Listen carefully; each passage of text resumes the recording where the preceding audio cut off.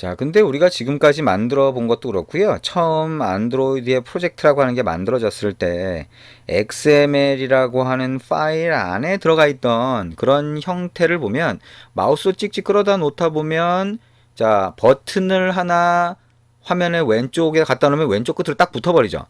그 다음에 다른 어떤 버튼을 추가해놓고 그 밑에다 또 버튼을 추가한다 또는 입력 상자를 추가한다라고 했을 때 그 버튼 왼쪽이나 오른쪽에 가서 딱 붙게 됩니다. 그죠?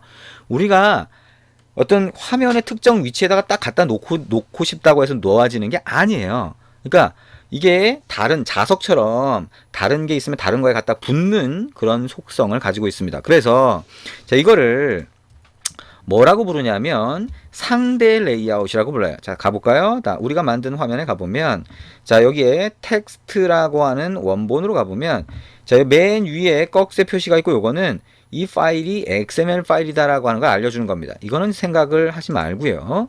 그 다음에 보면 꺽쇠 표시 안에 relative layout이라고 있죠. relative라고 하는 게 상대적인 거라는 거예요. 그래서 layout은 화면 배치 방법을 얘기하는 건데요. relative layout으로 감싸져 있으면 이 안에 있는 것들은 상대적인 위치로 결정되게 그렇게 화면이 배치된다는 거예요. 상대적인 위치로 화면이 배치가 된다. 그래서 relative layout이라고 하는 거죠. 그래서 아까 얘기한 것처럼 버튼을 내가 요쯤 갖다 놓고 싶다. 안 돼요. 되긴 되네요. 예, 원하는 대로 근데 잘 안 됩니다. 잘 해보시면 자, 이게 자, 왼쪽 끝이든 이렇게 가서 붙어야 되는데 자, 내가 아무데나 갖다 놓는다고 해서 얘가 딱 붙는 게 아니라 이거 그렇죠? 자꾸 당겨지죠. 이렇게 막 당겨져요 자꾸. 근데 이것처럼 얘가 다른 이렇게 되죠, 그죠? 그래서 자석처럼 탁탁 붙어요. 자, 이것처럼 다른 위젯 그러니까 여기 화면에 보이는 모든 거를 안드로이드는 뷰라고 하고 그 중에 버튼이나 이런 것들을 위젯이라고 부르고요.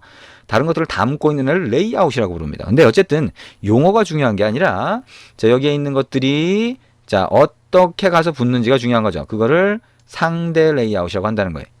그래서 이게 상대 레이아웃이라고 하는 걸로 만들어졌는데 자, 이거를 이런 방법으로만 화면 배치하는 게 있는 게 아니에요. 그래서 자, 좀 더 어떻게 보면 여러분이 쉽게 생각할 수 있는 것 중에 하나가 뭐냐면 자, 지금 상대 레이아웃이 아니라 자, 리니어 레이아웃이라고 하는 게 있어요. 리니어 레이아웃은 자, 버튼이 있으면 버튼을 마음대로 갖다 붙이는 게 아니라 하나, 둘, 세 개 추가하면 차례대로 방향성을 가지고 추가해 줍니다. 그래서 이 방향을 오리엔테이션이라고 하는데 오리엔테이션을 버티컬로 하면 아래쪽으로 추가하고요.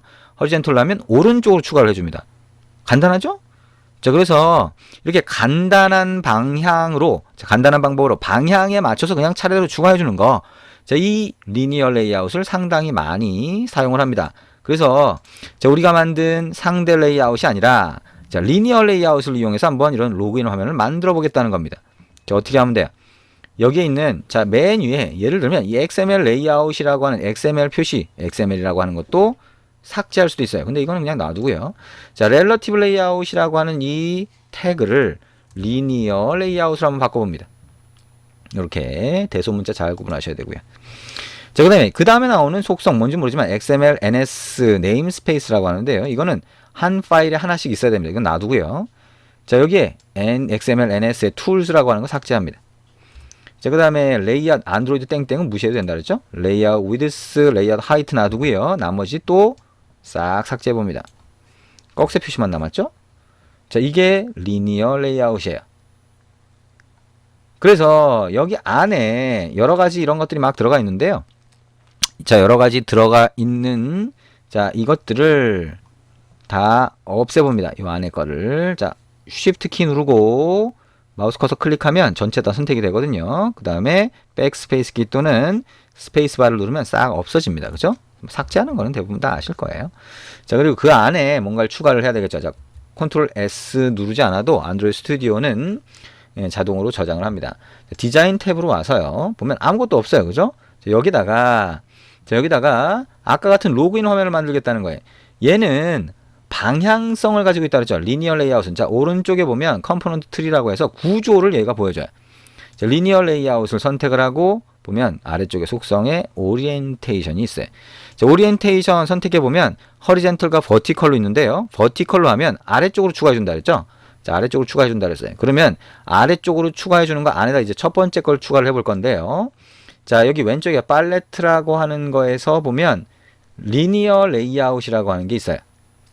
자, 어디가 있나요? 자, 가서 볼까요? 리니어 레이아웃 맨 위에 있네요. 레이아웃이라고 하는 거, 뭔가를 다른 걸 담을 수 있는 걸 레이아웃이라고 한다라고 생각하시면 됩니다. 그게 허리젠틀 가로 방향을 추구한다는 거죠. 자, 이거를 먼저 갖다 놓습니다. 여기다가 눈에 보이지 않아요. 리니어아웃은 눈에 보이지 않고 다른 것들 담고 있기만 합니다. 근데 대신 눈에 여기 잘 안 보이면 오른쪽을 보면 구조가 보이죠. 리니어 레이아웃에 버티컬을 허리젠털로 그 안에 추가를 했다. 버티컬 안에 허리젠털을 추가했다라고 하는 거 알 수가 있죠. 그럼 여기다가 이제 자 그러니까 id라고 하는 글자를 추가할 겁니다. 플레인 텍스트인데 여기 집어넣기 힘들다라고 하면 여기다가 갖다 넣어주시면 돼요. 오른쪽에. 자, 이렇게 하면 글자가 들어갔죠? 자, 그러면 여기에 속성에서 우리 했던 것처럼 텍스트라고 하는 거를 id라고 바꾸고요. 그 다음에 그 밑에 텍스트 사이즈라고 하는 거를 어떻게 했어요? 30dp로 이렇게 넣어줬습니다. 그쵸? 그 옆에는 뭘 넣어주면 돼요? 입력상자를 넣어주더라. 자, 플레인 텍스트를 여기다 갖다가 딱 넣어주는데 잘 안 된다 그러면 오른쪽에 여기다 갖다가 딱 집어넣어줍니다. 그 다음에 들어가죠? 자, 여기에 오른쪽에 있는 핸들을 점을 끌어다가 오른쪽으로 갖다 놓으면 이렇게 채워집니다. 아, 우리가 아까 했던 거하고 비슷하네요. 그죠? 자, 똑같은 구성을 합니다. 자, 이거는 요 안에 들어가 있는 게 오른쪽 방향으로 추가되니까 텍스트와 에디트 텍스트 두 개의 글자와 입력상자를 차례대로 추가를 한 거예요.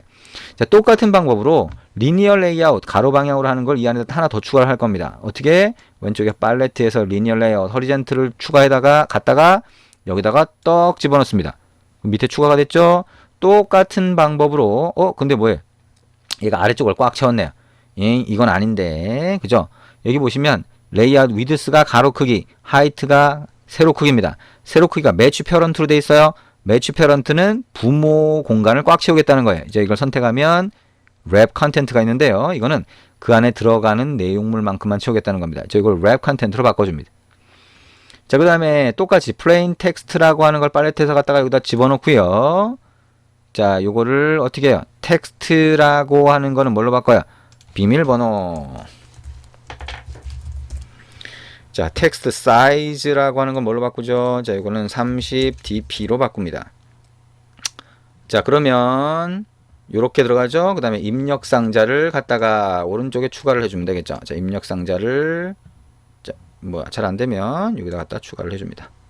아이고, 이 텍스트가 잘 안되면 여기다가 또 갖다 놓으면 얘가 이동이 돼요.